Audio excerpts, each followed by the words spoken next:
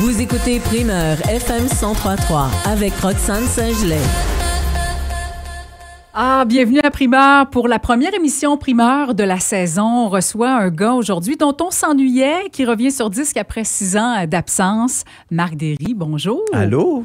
Et bienvenue dans Primeur.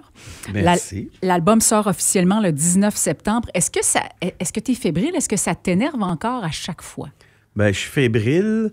Ça m'énerve pas tant, je pense. Je sais, je me scrute, là. Oui. Mais non, je suis pas full nerveux, mais j'ai hâte. J'ai hâte. Ça fait longtemps que l'album est terminé, puis maintenant, on sort des singles. Des extraits. Puis là, ben, j'ai hâte de sortir l'album au complet. Le total. Ben oui. Puis tu es bien reposé, tu as passé un bel été? Ah ouais, super bel été. Ah. J'ai juste eu le bon ratio spectacle, tournée, vacances, prendre le temps un peu, là, tu sais. Ouais, un bel équilibre. Ouais. Tu étais loin des projecteurs, mais tu étais actif, tu réalisais, tu composais, tu faisais des spectacles avec Zébulon. Moi, j'ai l'impression que tu es quelqu'un qui a besoin de créer sans cesse. Est-ce que je me trompe? Ben, j'aime beaucoup ça, mais j'aime ça aussi, assister des créateurs. Ouais. Ça me nourrit beaucoup. Oui. Tu sais, à force d'être dans son propre monde toujours, à un moment donné, on dirait qu'on s'épuise ou je sais pas, il y a quelque chose qui... La source se tarit. Peut-être un peu. Ouais. Puis de travailler avec des gens, des jeunes musiciens, des artistes de grand talent, ça inspire, puis ça nous remplit. Moi, ça me fait ça, en tout cas. Oui, c'est vrai. Qu'est-ce qui décide un jour, à lancer l'album? À dire, OK, là, c'est assez, j'ai ce que je veux, j'en ai assez, je suis content, c'est là que je le sors. Bien, à un moment donné, on dirait que on le sait. Je sais pas pourquoi on sait. OK, là, je suis prêt à accoucher. Genre, tu sais, oui. là, c'est comme... tu fais des choses. Des fois, souvent, je commence à écrire, je commence à faire de la musique. Je fais des tunes, mais je sens que je fais juste des tunes. Ouais. Je sais pas... Puis, à un moment... C'est pas à terme. Ben, c'est qu'à un moment donné, j'arrive à un point où j'ai l'impression de commencer quelque chose de nouveau pour moi. Tu sais, des fois, les gens ils vont me dire « Ah ben, mon Dieu, on te reconnaît, c'est exactement toi, tout ça. » Mais pour moi, à un moment donné, j'ai l'impression d'avoir pris les choses, dit les choses d'un angle différent d'avant. Là, dans ce temps-là, je me sens prêt à me commettre. Ah, Ouais. ben, on a très hâte d'écouter ça. En exclusivité aujourd'hui, avant sa sortie, Oui. c'est un album de 12 chansons, 4 extraits sont sortis jusqu'à maintenant. Il s'appelle « J'aime ça quand t'es là ». Oui. L'album. Comment tu le vois? Qu'est-ce qu'il représente pour toi, l'album? Est-ce que tu le vois comme un tout? Oui, bien, c'est comme un certain voyage post-pandémique, je dirais. Oui. Une renaissance un peu. C'est comme ça que je le sens, puis c'est comme ça que je l'ai vécu aussi. Le fait de recommencer. On dirait que, tu sais, il y a pré-pandémique, ou puis là, après ça, il y a un moment de pause, puis quand je suis ressorti dans le monde, comme tout le monde, j'imagine... on a senti comme un reset, comme un nouveau départ à quelque part. Il y avait plein de choses qui avaient changé, même socialement. C'était intéressant. Et à l'intérieur de nous. Puis à l'intérieur de nous, bien sûr, tout le monde a fait le point. Fait que c'était un peu ça. Après avoir fait le point, qu'est-ce que j'ai à dire? J'ai remarqué que ce que j'avais à dire, c'était quelque chose de peut-être... de paisible, j'avais besoin du paisible, j'avais besoin d'exprimer mon amitié, mon amour aux gens que j'aime, aux gens autour de moi, puis c'est un peu ça l'album. Ouais. Puis au niveau du son, c'est du Marc Derry, mais il y a de belles surprises, il y a des textures riches, des échantillonnages. Est-ce que tu es du genre à vouloir te réinventer de projet en projet, ou tu laisses monter ce qui monte, puis ça sera ça? Ben, tu sais, je laisse monter ce qui monte, mais je suis toujours à la recherche d'une source sonore que j'ai pas exploitée, d'une façon de traiter le son ou de rechercher mes sons aussi, tu sais. C'est comme un peintre qui chercherait une nouvelle pigmentation pour la peinture ou pour des nouveaux, je sais pas, des nouveaux crayons. Oui. Je cherche des nouveaux instruments et j'ai l'impression avec ça que je m'en vais ailleurs. Puis c'est sûr que c'est comme quand tu t'achètes une nouvelle guitare ou un nouveau clavier avec des sons différents qui sonnent différemment. Veux pas, tu vas ailleurs parce que ça t'amène à une place où tu n'es jamais allé. Ça t'inspire différemment. On va commencer, je ne vais pas faire patienter les gens plus longtemps. On va entendre Aquarium, l'album qui s'ouvre sur un très beau son d'eau. C'est réconfortant, un très beau bruit d'eau. On est comme dans un rêve. Tu as parlé de voyage, c'est onirique. Un beau voyage qui est provoqué par la présence d'un autre être humain. Et on entend le titre dans cette chanson-là, J'aime ça quand t'es là. Tu racontes habituellement très, très bien le quotidien, mais ici, on est un peu plus onirique. Concrètement, qu'est-ce qui est à l'origine de cette chanson-là, Aquarium? C'est parce que c'est de l'écriture automatique, cette fois-là, beaucoup dans l'album. Tu sais, c'est la façon nouvelle que j'ai trouvée. C'est au lieu... Avant, je créais une chanson, puis je faisais un truc « Wild Squeal, Rattle Baby », tu sais, genre, un peu pas anglo, mais comme je me prenais pour un artiste international, un Beatles, souvent. Puis après ça, j'écoutais ça longtemps pour que ça me raconte une histoire. Puis quand ça me racontait une histoire, j'essayais de fitter ça dans le piétage. Ça a toujours été ardu pour moi faire ça. Puis là, je l'ai dit, cette fois-là, je vais tout de suite y aller avec des mots francophones, français, québécois, puis ça va sonner tout de suite. J'aurais pas besoin d'adapter mes accents toniques et tout ça, tu comprends? Fait que je partais vraiment, OK, une phrase, n'importe quoi, tomber dans l'aquarium comme une statuette de Bouddha. Je trouvais, OK, tiens, ça m'est venu, je l'ai fait. Puis là, j'écrivais pour que ça sonne cool. J'essayais je me relançais sans trop penser. Puis après ça, je relisais, puis... Mon Dieu, mais pourquoi j'ai écrit ça? Puis là, à un moment donné, je découvrais pourquoi j'ai écrit ça. Puis là, je continuais le plus librement possible. Puis ça donnait des drôles de textes. Des fois, il y avait des phrases à corriger parce que ça avait ni queue ni tête. Mais souvent, des grands bouts, ça se tenait. Fait que Aquarium, c'est un peu ça au début. Mais je trouvais ça le fun, mais je trouvais ça froid un peu. Puis je me disais, mais ça manque d'implication. Humaine. Tu sais, puis là, je sais pas trop... J'aime ça quand t'es là. Je me disais, qu'est-ce que je pourrais dire qui représente bien l'amour sans la dépendance affective ou la douleur ou quelque chose. Puis là, je me disais, souvent, je disais à ma fille quand elle était là, que j'aime ça quand t'es là. Ça, puis là, je me disais, ça, c'est comme...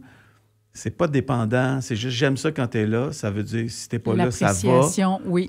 Mais quand t'es là, comme c'est plein. Ouais. Voilà. Fait que là, je me suis dit, cette phrase-là, ça va ramener tout ça, tout le texte qui est un peu, à mon sens, un peu froid parce que automatique, ça parlait d'aquarium, je savais pas trop pourquoi. Mais non, on se sent vraiment bien. On se sent dans un petit cocon. Je me disais, on est peut-être dans notre confort occidental, peut-être pris dans un aquarium qu'on ne voit pas parce que c'est assez vaste, mais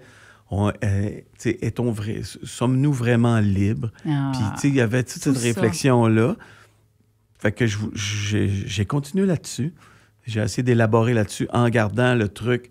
Je casse complètement au refrain en disant « J'aime ça quand t'es là, j'aime ça quand tu me racontes ta vie. » puis tout ça. C'est un exercice très payant parce que c'est vraiment bon. Rapidement, sur quelque part, on a un rap qui arrive en plein milieu. C'est de qui? C'est de Impost. C'est Impost! Impost de Mosaïen, que j'ai rencontré en direct de l'univers. Puis on avait travaillé ensemble des années début 2000. On avait fait des beats ensemble pour un projet, puis on s'était jamais revus. Fait qu'on s'est dit, il faut retravailler ensemble. J'adore ce mélange. Et Vlad Couture, qu'on va écouter aussi, c'est le 4e extrait, c'est Jazzé. Ça aussi, c'est une belle surprise. On est à l'époque des étés d'adolescence, du baseball. Et l'idée du jazz, rapidement, ça t'est venu comment? Pour cet album, pour cette chanson-là? En écoutant des échantillons, puis en essayant de... À un moment donné, il y a eu je suis tombé sur une riff de bass qui est une riff de bass assez commune dans le jazz, mais qui me rappelait plein de beaux souvenirs du temps que j'ai étudié en jazz, justement. Puis je me suis dit, il faudrait exploiter ça, cette affaire-là. Envie de l'intégrer là-dedans, ça a donné ça. On va écouter Aquarium, quelque part, et Vlad Couture. Vous écoutez l'émission Primeur avec Marc Derry au FM 103.3. On est en compagnie de Marc Derry et on écoute son nouvel album « J'aime ça quand t'es là » avant sa sortie en exclusivité. Et les prochaines chansons qu'on va entendre sont « One Way »,« Biscuit chinois » et « Territoire du Nord-Ouest ». Je me tripe sur ce titre. « One Way », c'est le 3e extrait. Ça sent la liberté. On y entend à 150 sens inverse dans un one-way, c'est la ligne forte du refrain. Ça représente quoi pour toi? Ça représente l'esprit de liberté qu'on a quand on part en tournée, quand on est un jeune groupe. Il y a de la délinquance un petit peu. Il y a de la délinquance, il y a la volonté de vouloir pas aller dans le sens du courant aussi, musicalement. Puis c'est ça que ça représente un peu. C'est le questionnement comment on pourrait faire pour se démarquer, faire un hit. Oui, c'est ça. Ça me ramenait à l'époque où on faisait de la tournée, on faisait du club, puis on composait dans le camion en montant, puis tu sais, on cherchait, on rêvait de musique, de tournée, puis avec Zébulon. Puis de se démarquer avec Zébulon, exact. Ah. Biscuit chinois, ça commence par un souper dans un resto chinois. C'est une belle chanson d'amour qui commence bien, en tout cas. Ouais.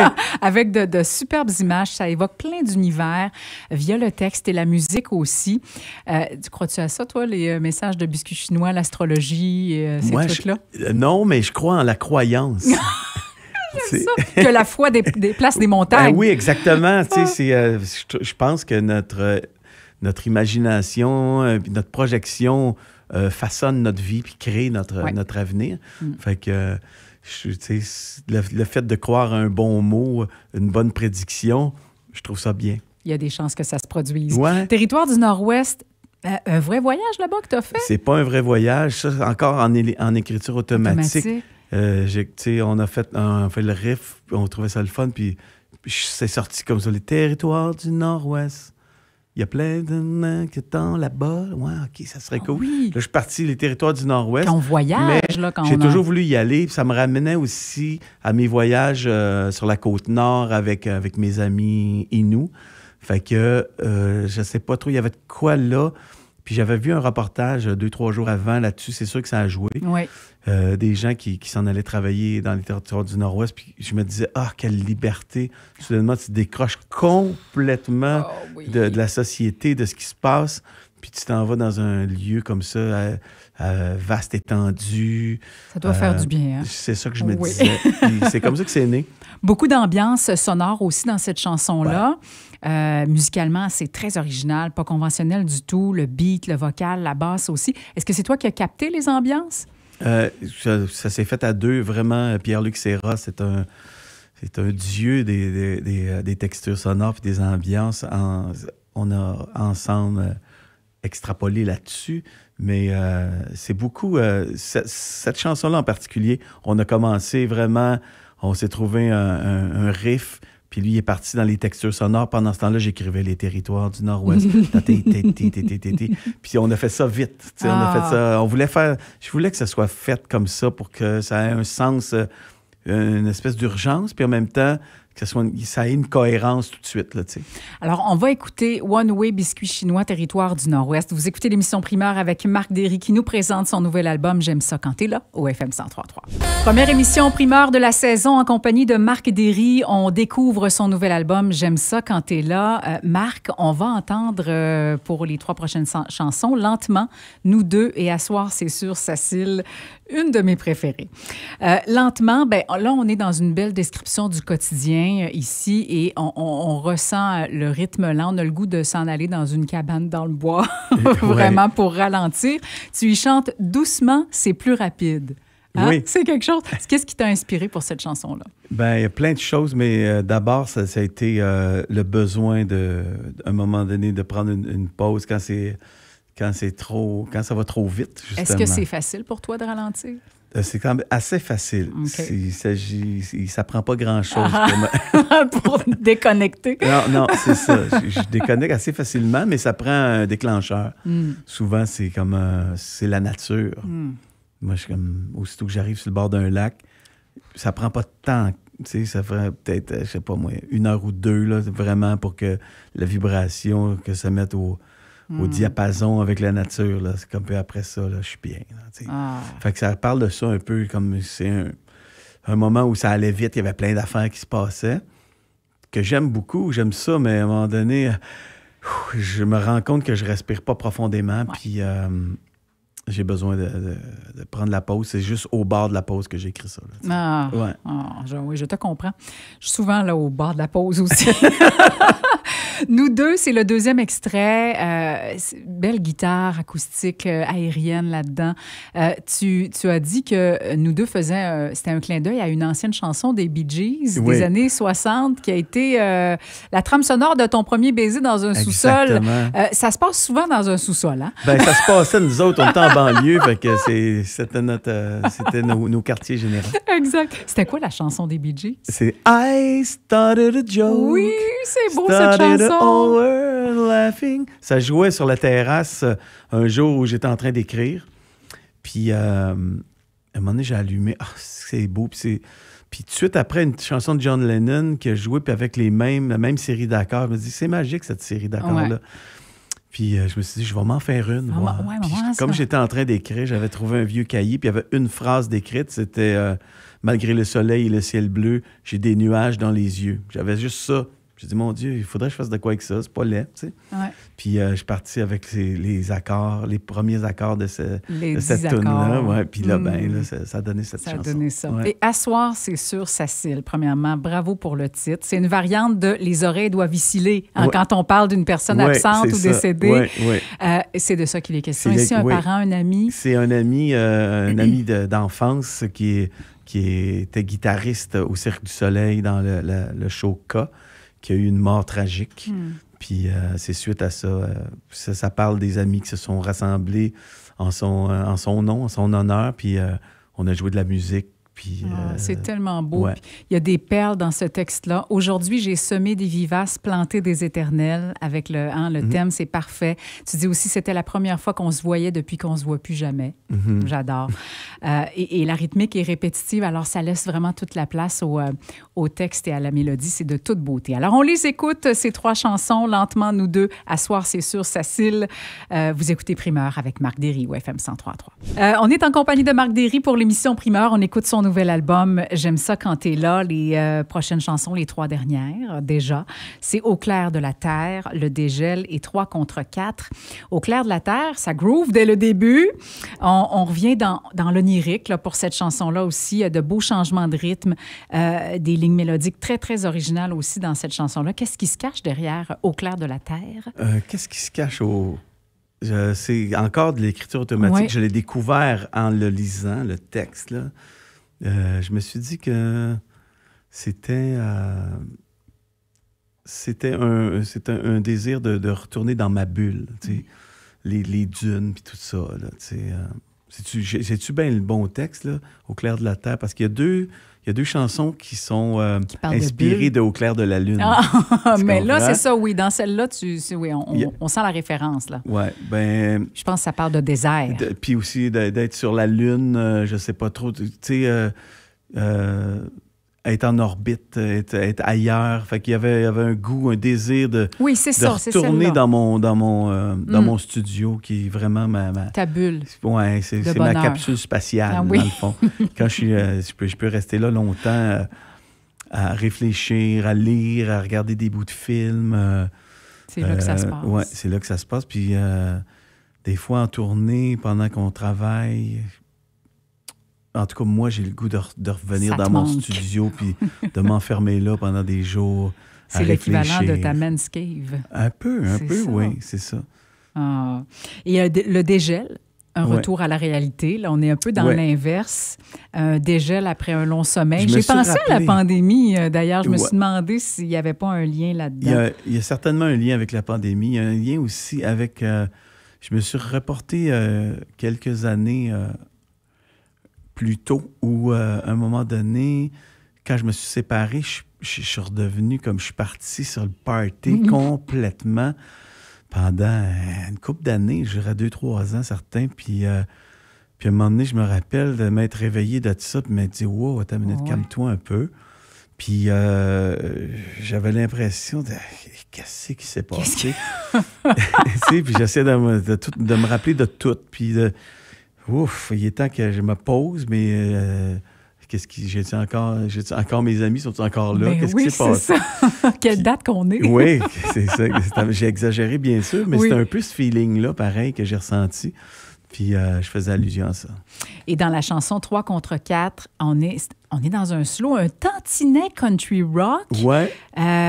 On n'est pas encore échec et mat que tu dis, même si on se bat à 3 contre 4, tu fais référence à quel combat? Une vie de couple. C'est à la fois une vie de couple, à la fois la musique.